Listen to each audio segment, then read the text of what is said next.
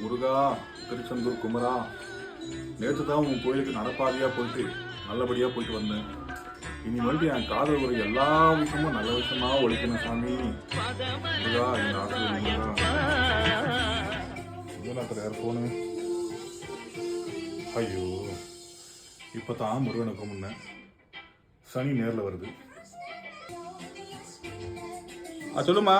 Dude, நான் எங்கள் அப்பாவுக்கு உடம்பு சரியில்லை. நான் ஒரு மாதம் எங்கள் அம்மா வீட்டில் தங்கிட்டு வரேன். நீ உடம்பு பார்த்துக்கோ, டைம் கரெக்டாக சாப்பிடு, சரியா? அப்படியா? வெற்றி